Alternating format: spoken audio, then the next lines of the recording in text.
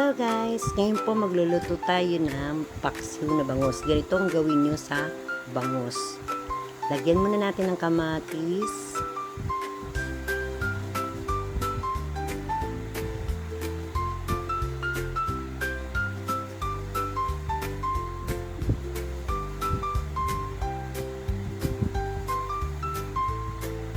Tapos lagyan natin ng luya.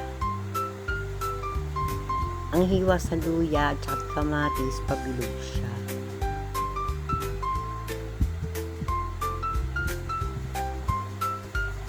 Ayusin natin maigi at ikalat natin para maganda yung pagkakaayos ng kamatis at luya.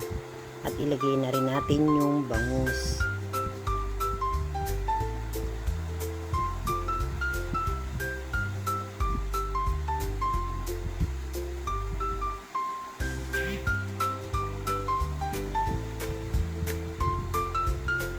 Yan, titimplahan natin siya. Lalagyan natin siya ng bawang at sibuyas.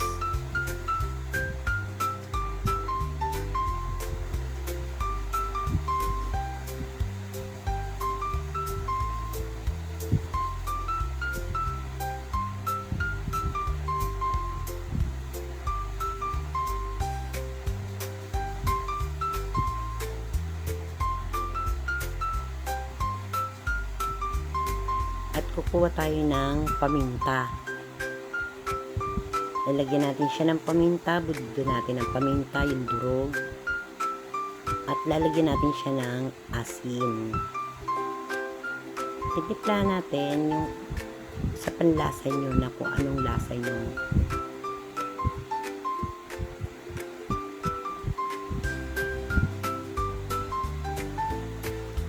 At ilalagay na natin yung sili.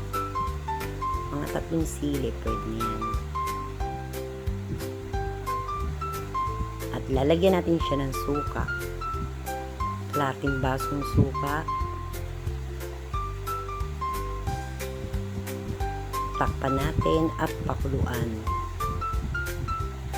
Pakuluan natin siya hanggang sa kumulo. Kapag kumulo na at alam natin na luto yung suka, lalagyan natin siya ng konting betchin. Takpan ulit natin. Pakuluan. At saka natin lalagyan ng konting sabaw na tubig para hindi siya masunog. Pakuluan ng pakuluan mga 15 minutes. Takpan natin. At kapag kumulo na siya at alam natin luto, lagyan natin siya ng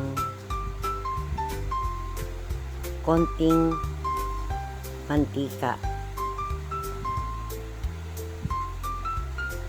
Takpan ulit natin at pakuluan hanggang sa kumulo. Pakuluan natin siya ng 10 minutes. At kapag nakumulo na siya, buksan natin at para maluto,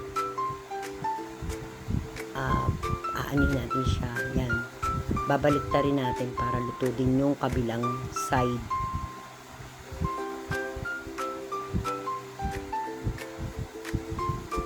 Lahat siya baliktarin natin.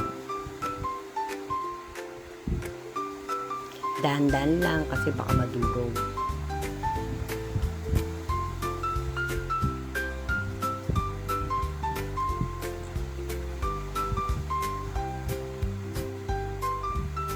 Yan, kapag nabaliktad na natin siya, takpan ulit natin.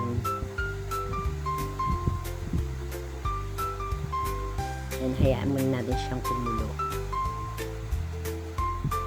Pag kumulo na, yan na, luto na. Ready to serve na. Yan, hanggang dito na lang and thank you for watching. Bye-bye!